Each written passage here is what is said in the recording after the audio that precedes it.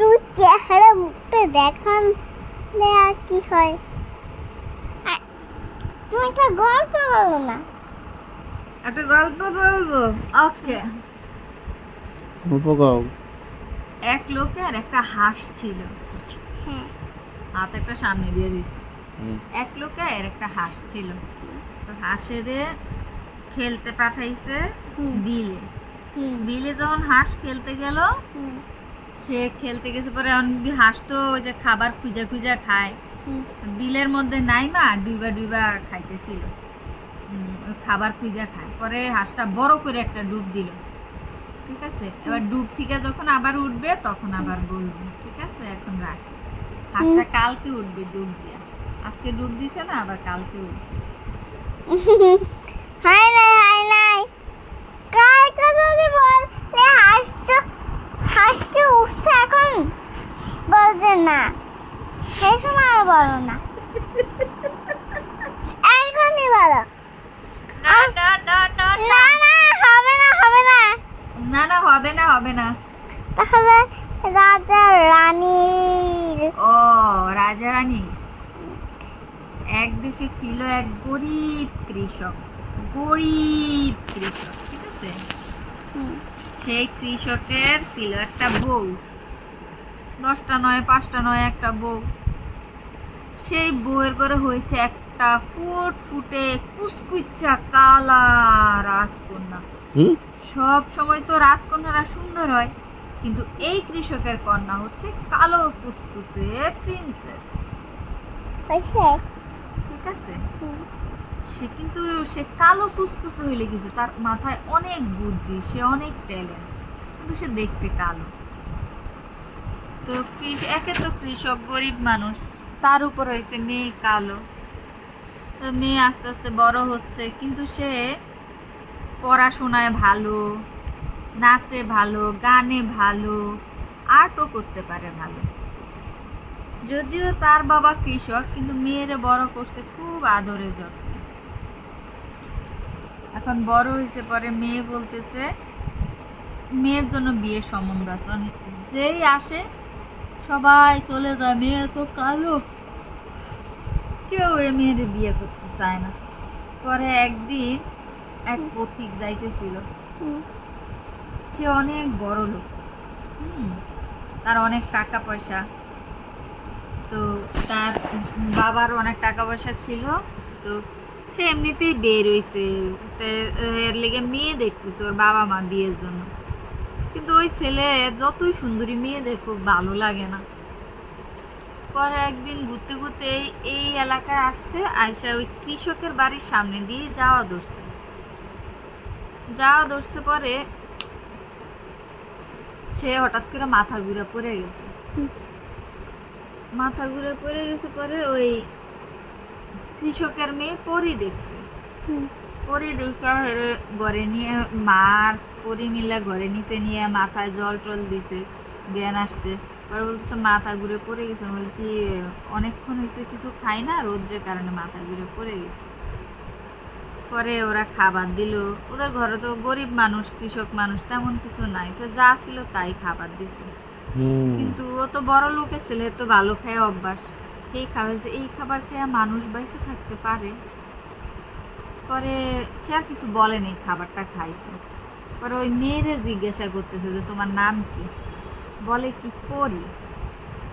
বলতেছে সে মনে হয়েছে এত কুচকুচে কালো একটা মেয়ে, এর নাম নাকি পরি, তোমার নাম পরি রাখছে কেন? পরে কৃষকের বউ বলতেছে সে সবার কাছে কালো হইতে পারে, কিন্তু আমার কাছে আমার রাজকন্যা, এজন্য সে কালো হইল, তার নাম আমি পরি রাখছি। সে আমার কাছে পরীর মতোই, সবার কাছে যদি, কিন্তু আমার কাছে সে পরীর মতোই সুন্দর। তারপরে বলতেছে যে হ্যাঁ এটা ঠিক বলছেন, বাবা মা তোর কাছে সবসময় মেয়ে যেমনই হোক দেখতে সন্তান, তার কাছে তার সন্তান সবসময় ভালোই হয়। তো ছেলেটা কিন্তু দেখতে অনেক সুন্দর, একদম রাজপুত্র, যেমন বড় সে আসলে দেখতে রাজপুত্রের মতোই সুন্দর। তো সেদিন সন্দেহে যাওয়াতে আবার অসুস্থ ছিল, এই জন্য সে আর যায় না। পরে সে ওই দিন ওরা থাকতে দিচ্ছেন, ওদের তো একটা ঘর, ওরেও ঘরে দিয়া বারান্দায় মা বাবা মেয়ে কোনো রকমে ছিল। তো রাতে যখন কৃষক আসছিল, কৃষকের সব কিছু বলছে, বলার পরে তো তারা থাকতে দিছে। পরের দিন সকালবেলা খুব ভোরে উঠছে, ওইটা মেয়ে প্রতিদিন সকালবেলা ভোরে উঠা গুনগুন করে গান গায় আর নিজে নিজে নৃত্য করে। তো একদম পাখির যখন মানে পাখি খুব ভোরে পাখি ডাকে না, একদম 5টার দিকে কিন্তু পাখি ডাকে, তুমি তো সকালে ভোরে উঠো না, এই জন্য জানো না। ওই সময় মেয়েটা উঠছে, উঠা তার ওই নিত্যদিনের কাজ এই গান গায় আর নিজে নিজেই নাচ করে। সে আসলে কোথাও শিখে নাই, গরিব মানুষ তো কোনো জায়গায় শিখতে পারে না। তো গান গাইতেছে আর নাচ করতেছে। ওই ওই যে ছেলেটা আসছিল ওদের বাড়িতে রাত্রে থাকার জন্য, ও সকালবেলা এই নাচের ইয়াতে মানে গানের শব্দে উঠে গেছে। উঠা দরজা ফাঁক করে দেখে কি মেয়েরা কি সুন্দর খোলা আকাশের নিচে এই নিজে নিজে গান গাইতেছে আর নাচতেছে। তার দেখা ওই সময় ওরে মানে মেয়েটা তো দেখতে গেল সবাই, কিন্তু ওর কাছে ওই সকালবেলা ওর এই গান আর নৃত্য দীক্ষা মনে হচ্ছে কি সত্যি সত্যি মনে হয় আকাশ থেকে কালো একটা পরি নেমে আসছে। মেয়েটা কালো হইলো, তার কিন্তু চোখ দুইটা খুব সুন্দর ছিল, মানে ওই শুধু যদি চোখের দিকে কেউ তাকায় তার চোখে এত মায়া আছে যে কেউ তার চোখের প্রেমে পড়ে যায়। সে এক দৃষ্টিতে তাকিয়ে আছে যে আমি এতদিন অনেক সুন্দরী মেয়ে দেখছি, সবে আমার টাকা পয়সার জন্য আমার বিয়েও করতে চাইছে, কিন্তু ওরও সত্যি সত্যিই পড়ি, এত গুণবতী একটা মেয়ে। তো তাই কিছু বলে নাই, মুগ্ধ হইয়া নাচ দেখতেছে, গান শুনতেছে। নাচ গান শেষ করে তার নিত্যদিনের সকালের কাজ ছিল যে নাচ, সকালে উঠা গান করব, নিজে নিজে গান গাইবো, নাচবো, তারপর একটু আর্ট করার অভ্যাস। তো মাটিতেই সে গরিব মানুষ তো ইয়ে পাতায়, তারপরে মাটিতে এগুলাতে আর্ট করে। তো বড় বড় ওই যে কলা পাতা, তারপরে হয়েছে ইয়াতে কি বলে ওই যে মেহুই গাছ আছে না আমাদের, ওই যে এখানে সেগুন গাছ, এরকম বড় বড় পাতার মধ্যেই সেই কাঠ পেন্সিল ইয়া দিয়ে আর্ট করে একটু। তো বসে বসে সেখানেও সে গুনগুন করে গান গায় আর আর্ট করে। পরে ওই ছেলে দেখে বুঝেছে ওরে বাবা, আমি তো জীবনে অনেক মেয়ে দেখছি এত সুন্দর, এর মতো মেয়ে তো আমি দেখি নাই, ও তো সত্যিই আসলে পড়ি, তখন আমার পড়ি। কারণ ছেলে অনেক বড় লোক, কৃষক তো আর জানে না। তো পরের দিন সকালবেলা সে ইয়াতে গেছি, বাড়ি গেছি, বিদায় টিদায় নিয়ে বাড়ি গেছি।